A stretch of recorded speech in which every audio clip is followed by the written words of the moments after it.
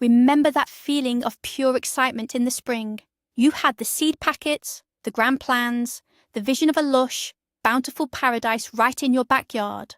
But now it is midsummer, the weeds are staging a rebellion, and you find yourself avoiding the very space that was supposed to bring you peace. If you dread going out to your garden, you are not alone, and you are not a failure. You are just experiencing gardening burnout. In this video, we are going to expose the myths that lead to this feeling and give you 20 powerful strategies to reclaim your joy and create a garden that serves you, not the other way around. I promise by the end of this, you will look at that patch of green with a completely new perspective. Gardening burnout is a modern problem for an ancient practice. For thousands of years, gardening was about survival and sustenance. Today, for many of us, it is a hobby. But it has become a hobby supercharged with pressure. We see flawless, filtered images of perfect gardens online with not a single pest or weed in sight. We are bombarded with articles about maximizing yield and achieving horticultural perfection. This creates a huge gap between our expectations and the messy, unpredictable reality of working with nature. Burnout happens when the effort we put in consistently outweighs the joy we get out. It is a sign that our approach is unsustainable. It is not about being lazy. It is about gardening smarter and, most importantly, with more self-compassion. Understanding this is the first step toward a healthier relationship with your garden. So let's tackle the biggest culprit head-on, the myth of the perfect garden. Scroll through social media and you will see an endless parade of impossibly pristine vegetable patches and flower beds that look like they were arranged by a team of artists. This is not reality. It is a highlight reel. It is one perfect corner on one perfect day with the perfect lighting and filter. This curated perfection creates an unspoken pressure to achieve the impossible. It makes a few aphids feel like a catastrophic failure and a couple of weeds feel like a personal failing. The truth is, a healthy, productive garden is a bit wild. It is an ecosystem, not a museum exhibit. There will be chewed leaves, there will be plants that do not make it, there will be weeds. The first, most crucial step to avoiding burnout is to give yourself permission to be imperfect. Your goal is not a magazine cover. It is a space that brings you joy, food, and a connection to nature. Unfollow accounts that make you feel inadequate and embrace the beautiful, messy reality of a living garden. This leads directly to our next strategy. Start small, and I mean really small. One of the fastest routes to burnout is overwhelming ambition. You see a huge empty yard and envision a sprawling food forest, a cut flower garden, a massive vegetable plot, and an herb spiral. This is a recipe for disaster for a beginner, or even an experienced gardener with limited time. Instead of tilling up a 20 by 20 foot plot, start with a single 4 by 8 foot raised bed, or even just a few large containers on your patio. A small, well-managed garden is infinitely more rewarding than a large, neglected one. You can learn the ropes, understand your local climate and soil, and experience success. This success builds confidence and motivation. Once you have mastered your small space, and it feels easy, you can expand a little bit next year. Think of it as building your garden in manageable, bite-sized modules over several seasons, rather than trying to build an entire empire in one spring. This approach replaces overwhelming dread with a sense of accomplishment and control. Now let's talk about what goes into your garden. The single most important principle for a low-stress garden is right plant, right place. This sounds simple, but it is the foundation of everything. It means you stop fighting nature and start working with it. Before you buy a single plant, observe your space. Where does the sun hit in the morning? Where is it shady and cool in the afternoon? Is your soil sandy and dry, or heavy and clay-like? A sun-loving plant like a tomato or a lavender will be miserable and require constant intervention if you plant it in a shady, damp corner. A shade-loving hosta will scorch and die in the blistering afternoon sun. By choosing plants that are naturally suited to the conditions you already have, you eliminate 90% of the work. They will be healthier, more resilient to pests and diseases, and require far less watering and fussing. It requires a bit of research up front, but this initial planning will save you countless hours of frustration and labour down the road. Your garden becomes a team of happy, self-sufficient players instead of a ward of needy patients. To take the right plant, right place concept to the next level, let's embrace a secret weapon against garden fatigue: native plants. These are the plants that have evolved in your specific region over thousands of years. They are perfectly adapted to your local soil, rainfall patterns, and climate. What does this mean for you? It means they are incredibly low maintenance. They generally do not need extra fertilizer. They are resistant to local pests and diseases, and once established, they often require very little supplemental watering. They are the definition of self-sufficiency, but the benefits go even further. Native plants are the cornerstone of a healthy local ecosystem. They provide essential food and habitat for native bees, butterflies, birds, and other beneficial insects. By planting natives, you are not just creating a beautiful, easy-care garden for yourself, you are creating a vital sanctuary for wildlife. It transforms your garden from a purely ornamental space into a living, breathing part of the larger environment. It is a profound shift in perspective that adds deep meaning to your work and attracts fascinating natural drama to your backyard. Let's dig a little deeper, literally. The foundation of a strong, resilient, and low-maintenance garden is the soil. Many new gardeners focus only on the plants they can see, but the real magic is happening underground. If you have healthy, living soil, your plants will be healthier, more productive, and better able to fend for themselves against pests and drought. This means less work for you. So, how do you build great soil? The number one rule is to feed it with organic matter. Compost is the absolute best thing you can add to your garden. It improves the structure of both sandy and clay soils, adds essential nutrients slowly over time, and supports a thriving ecosystem of beneficial microbes, fungi, and earthworms. Think of it as creating a nutrient-rich bank account for your plants to draw from all season long. Investing a little time in spring to amend your beds with a few inches of compost will pay you back tenfold. You will need to fertilize less, water less, and you will see your plants thrive. Neglect your soil and you will spend the entire season trying to prop up weak, struggling plants. Nurture your soil and it will do most of the gardening work for you. If healthy soil is your secret weapon, then mulch is your best friend. Seriously, if you do only one thing from this list, start mulching. Mulch is simply a layer of material spread on top of the soil. It can be organic like wood chips, straw, shredded leaves, or grass clippings, or even inorganic like gravel in certain types of gardens. Its benefits are incredible and will drastically reduce your workload. First, it suppresses weeds by blocking sunlight, which means you spend far less time on your hands and knees pulling unwanted plants. Second, it retains soil moisture by reducing evaporation, which means you need to water far less often.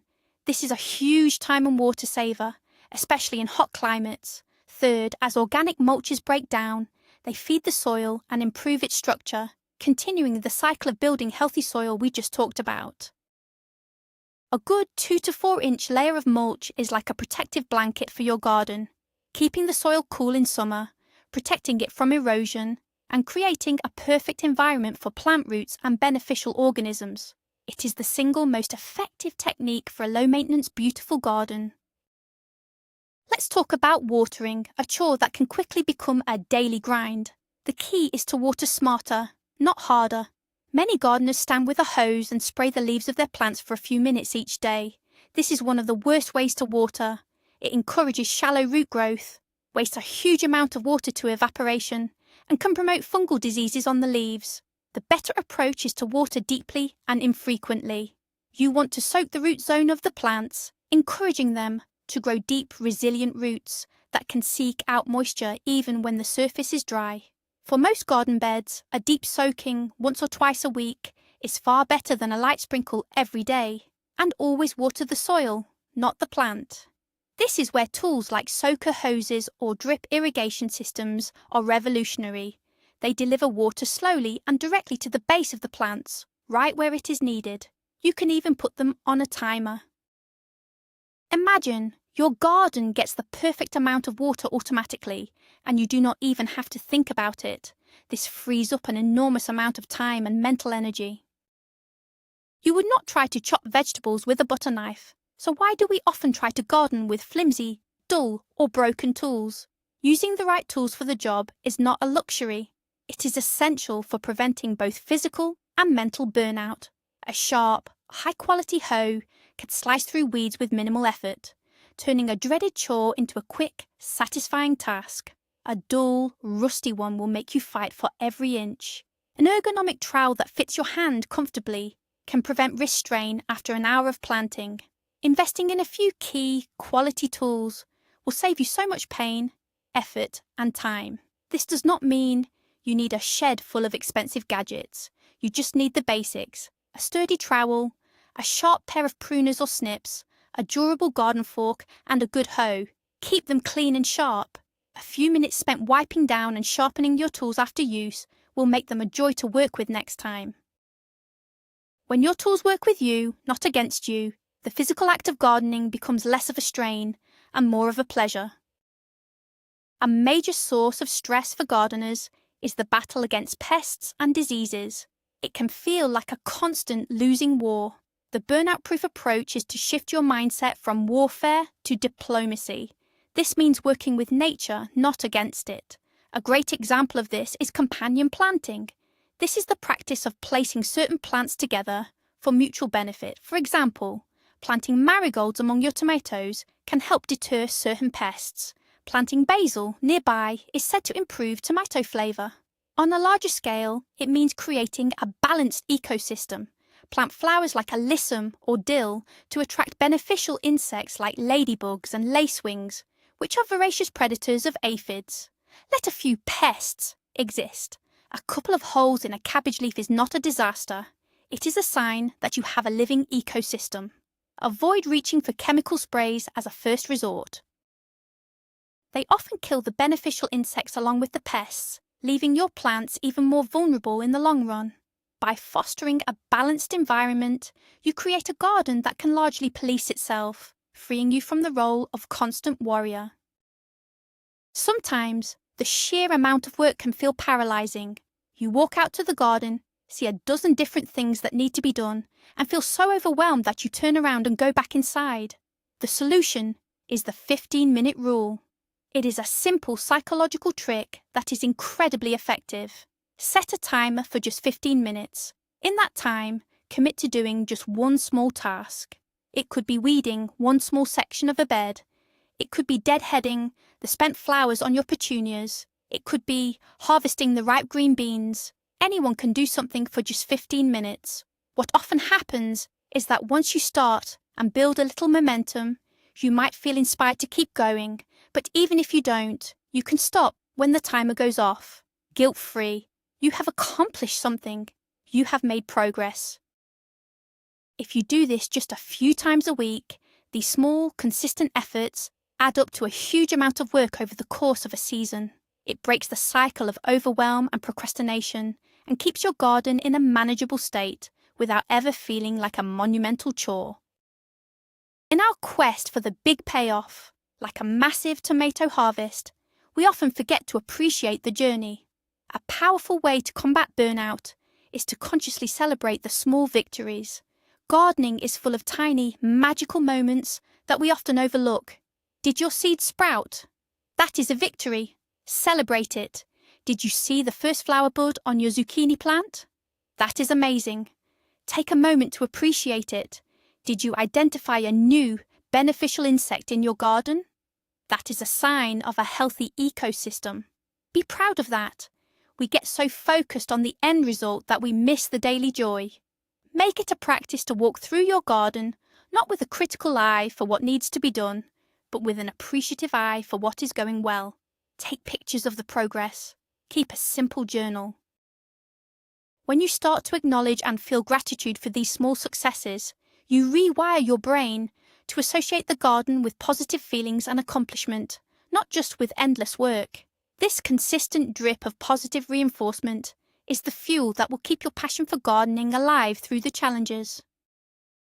If you find the process of starting everything from seed or planting annuals every single spring to be exhausting, it is time to fall in love with perennials. Perennials are plants that live for more than 2 years, coming back year after year. Think of them as a long-term investment in your garden's beauty and structure. You plant them once, and they reward you with increasing beauty and abundance for years to come, with minimal effort on your part. This includes everything from beautiful flowering plants like peonies, coneflowers, and hostas to edible crops like asparagus, rhubarb, and many herbs like thyme and oregano. By dedicating a portion of your garden to perennials, you're creating a reliable, low-maintenance backbone. Every spring, they will emerge on their own, reducing the amount of planting you have to do. As they mature and grow larger, they can be divided to create new plants for free, allowing you to expand your garden without spending more money. They provide stability and permanence, a comforting contrast to the ephemeral nature of annuals. They are the definition of working smarter, not harder. Here is a hard truth for many gardeners. It is okay to let things go. In fact, it is essential. We can get attached to our plants, and when one is struggling with disease or a pest infestation, we can pour endless time, energy, and resources into trying to save it. Sometimes this is just not worth the effort. That one sickly plant can become a huge source of stress and a drain on your motivation. It can even act as a host, spreading problems to other healthy plants in your garden. You need to learn the art of triage. Give a plant a reasonable chance, but if it is clear that it is failing, give yourself permission to pull it out and compost it. It is not a failure. It is a learning experience. Maybe it was the wrong plant for that spot, or maybe it was just a weak specimen. Freeing yourself from the obligation to save every single plant is incredibly liberating. It allows you to focus your energy on the plants that are thriving and bringing you joy. Sometimes the best thing you can do for your garden and your own sanity is to let go.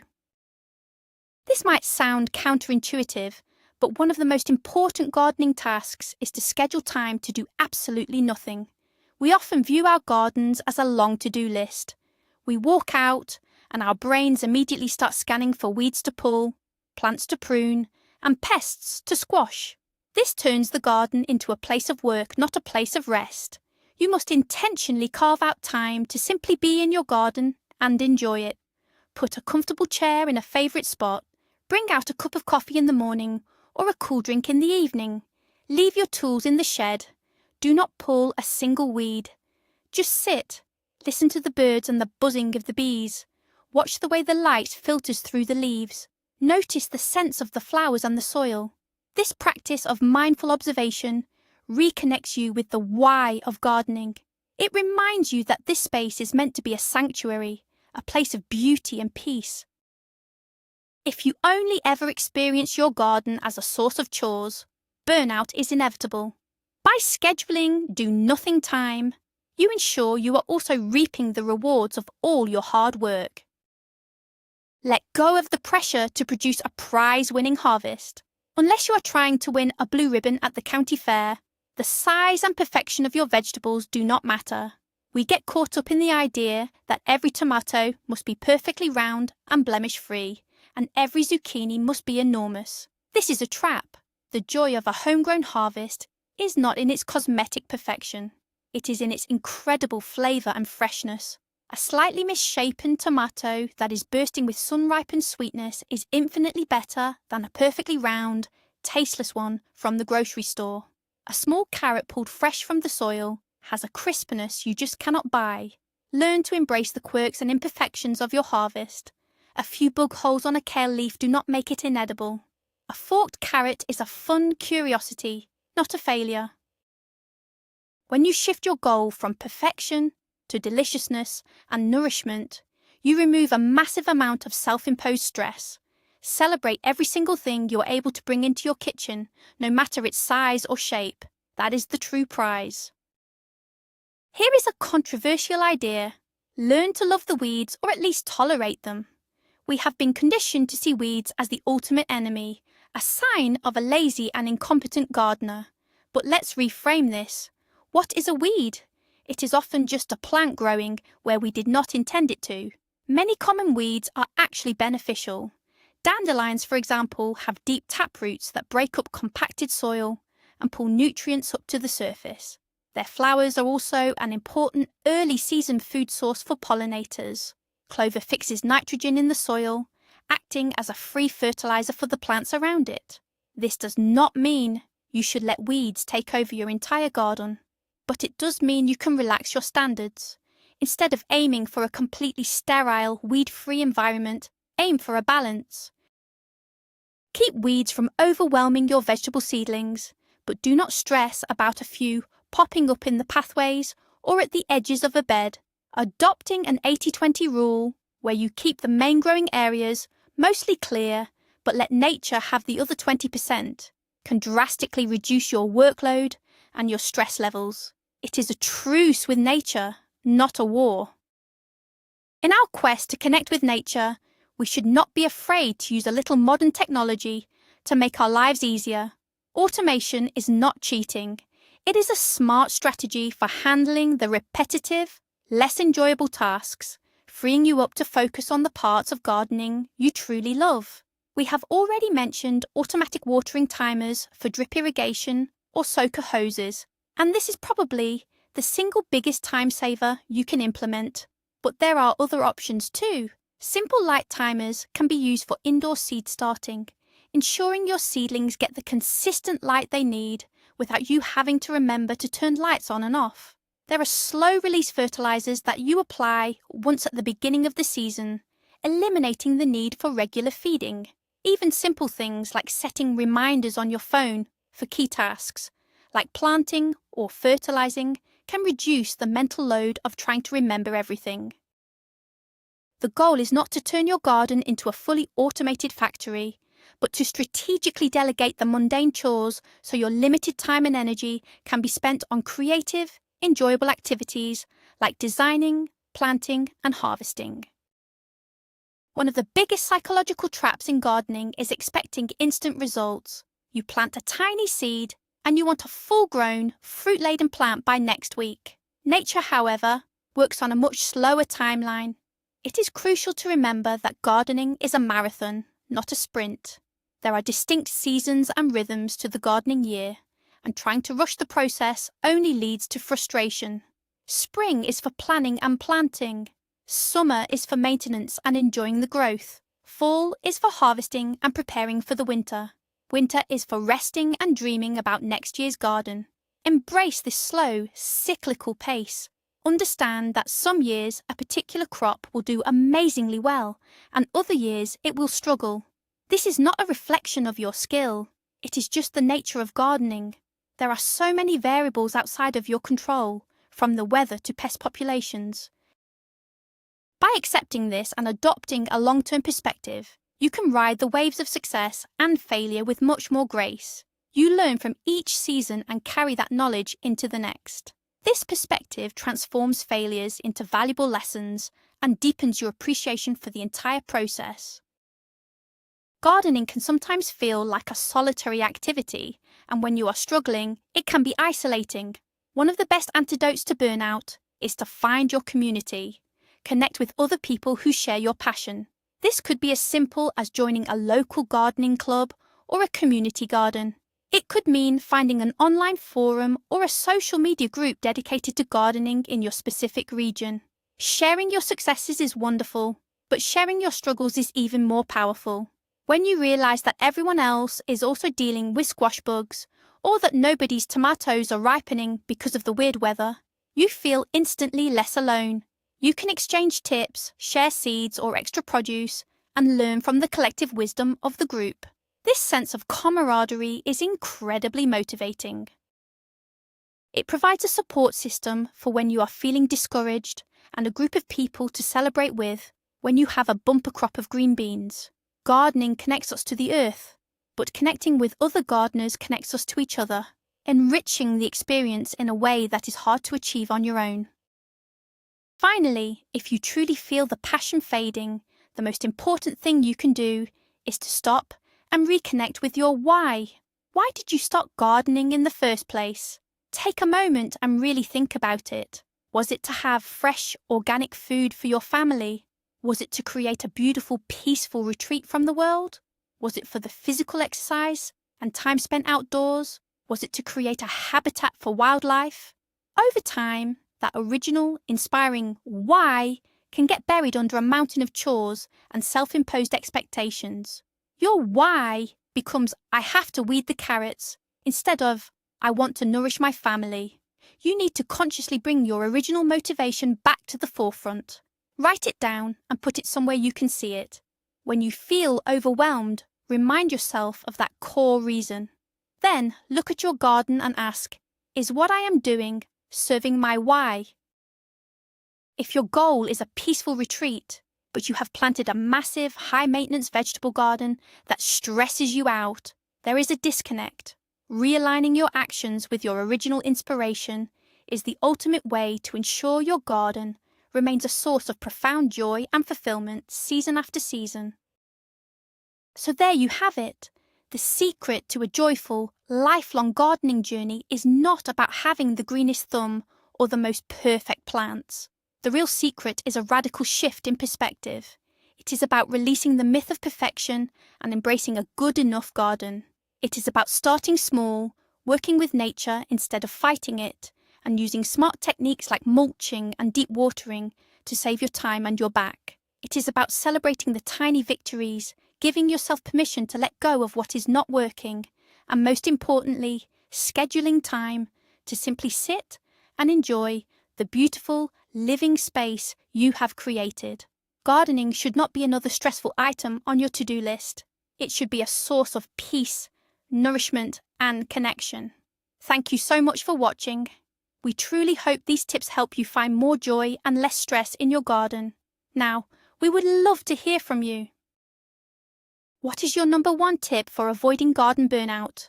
Share your wisdom in the comments below, and let's help each other grow. Do not forget to like this video and subscribe for more tips on creating a garden that you love.